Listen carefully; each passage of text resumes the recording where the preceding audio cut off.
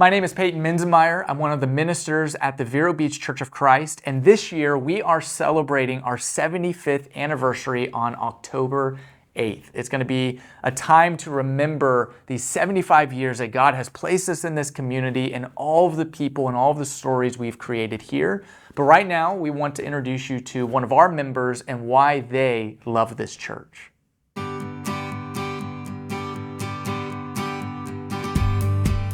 The church started back in 1948 in the living room of our home, my home. I was 14 years old at the time, and my parents had moved to Vero Beach in 1947. There was no Church of Christ here, and so they decided rather than be traveling to another town each week, they would start a church here. And so actually it was started about 3 blocks from this building in our living room, and it grew from that point. Out of the living room, we went into rented quarters, and later on built what is now the Founders Hall, which was the original church building here. It was built by my father. He was a contractor, building contractor, and it grew from that point. I've been here through every building, every piece of land that was bought to put together. I've been a part of that. And so I take a great deal of personal satisfaction over seeing that the plan that we started with and the way we worked it through has worked, I guess is the best way to put it. And that now we started out with one little lot on Highway 60, and we kept adding that till now. We own a sizable piece of property here, which we have plenty of room for expansion. We started out with one little building, and then later added this building that we're in, the main auditorium, was a great giant step for this congregation when we did that. It looked like something that maybe we couldn't even pull off, but we did it. And then later added the Lynn Bible Center, which was another big thing that people jumped behind, and the issues of raising money for that and getting it built and so on. We had people at one time that became part of our family here, and we came up with the idea of Bible Alive, which was a community outreach program. It was a lot of fun, a lot of work, but we portrayed the Bible stories in stage-like performances. And we did that and brought in thousands of people from the community to come and visit and learn a little bit about the Bible in different ways. And Bible stories that most of us are familiar with in one way or another. And we acted out those Bible stories, which I think was a real highlight.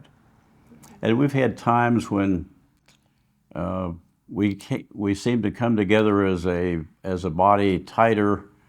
We were times before we actually had elders that we had trying times, and we had to struggle to be together. We had times when things happened in the congregation that were sad things that tended to bring us together more and not do outreach as much as we had before. But we always overcame that. And those, I thought, were highlights to me, that we overcame those things and were able to continue on. We had disagreements within the body, which oftentimes splits congregations. Didn't split congregation here. We stayed together, and we talked those things out, and we worked them out together. We're bound together as a family.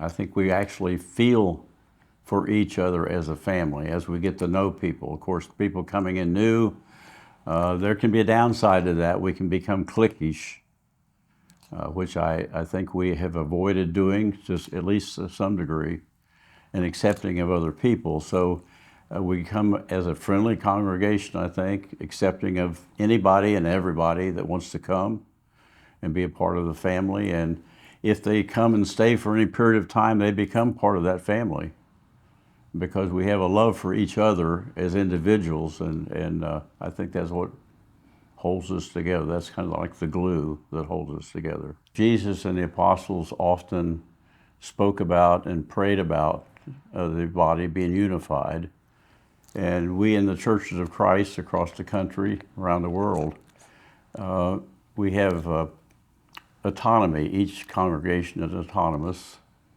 And so we make our own decisions about, with the leadership of our elders, make our own decisions on how we operate. We're unified, though, in the fact that we are in harmony with each other about this plan of salvation.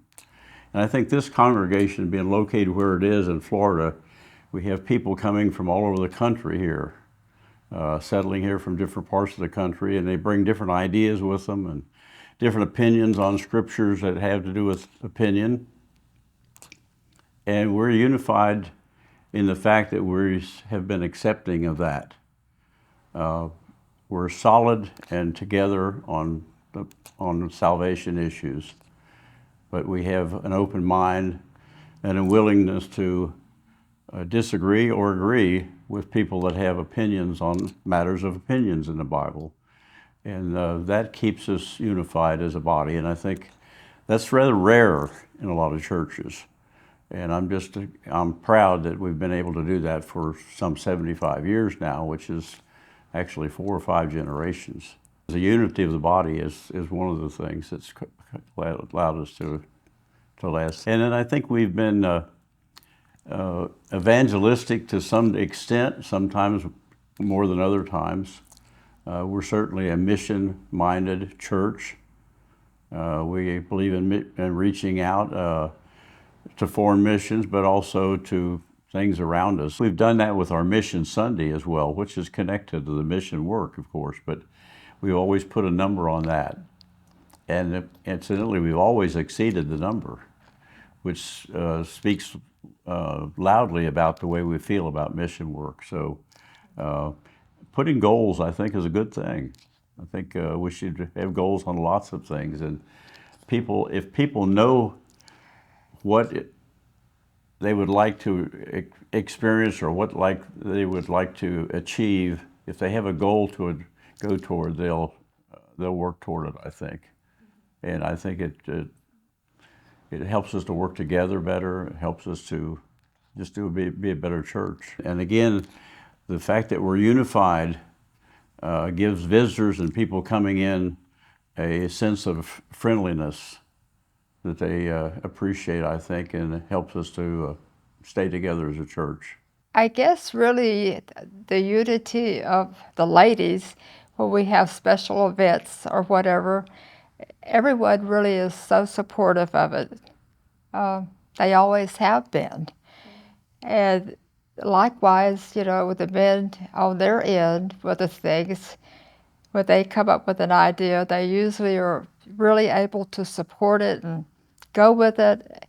And it's just a blessing from God to see the things that has happened in the years that I've been at the church here.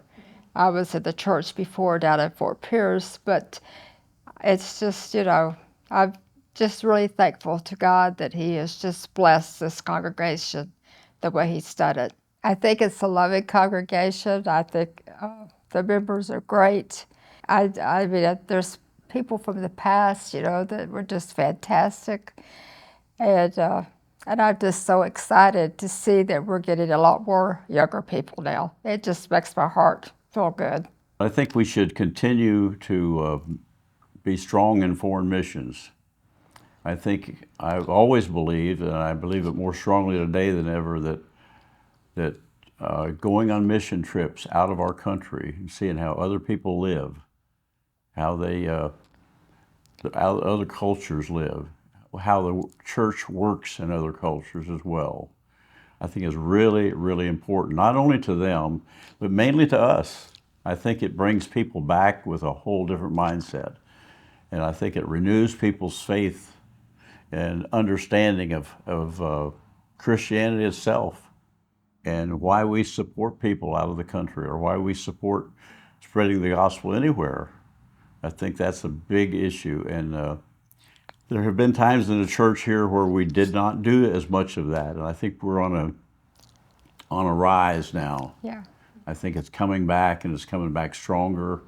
And I think that's going to be really a beneficial thing to the church here. I think we have to we have to maintain salvation issues. We have to stay with salvation issues. We can't stray from that. Even though the culture around us is changing, I think salvation issues we stick to, and we stick to those closely. Again, on matters of opinion, I think we need to be flexible. I think we need to be able to give and take. I have different ideas about maybe how we should conduct a worship service or how we should do things than maybe somebody else does. And so we have to honor those different ideas and come together and not be opposed to each other as a result of that, but be united together. Make a decision together and work together. And I think we do that under the eldership. We are going through, as a society, we're going through some pretty drastic cultural changes, it seems. Whether they'll actually continue down that road or not is yet to be seen, but that's going to present some significant challenges to the church. We've already been through a challenge unexpected challenge when we had COVID hit, and that affected the church.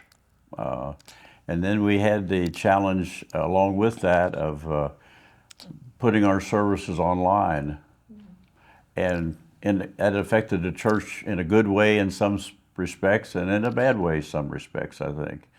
And so we're in an adjustment period to a culture that's changing, and I think we need to be careful how we adjust, whether we adjust to the culture or whether we are swimming upstream from the culture. And I think that it's going to be a difficult task to decide which is the right way to go.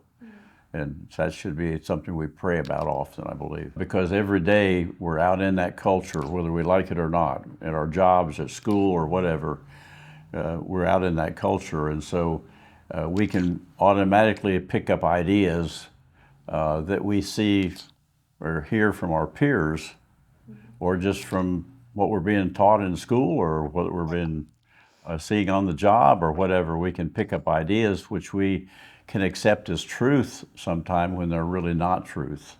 So we need to just navigate those waters carefully and be sure that we are still sound in the faith, and that if the culture goes with us with the faith, that's good.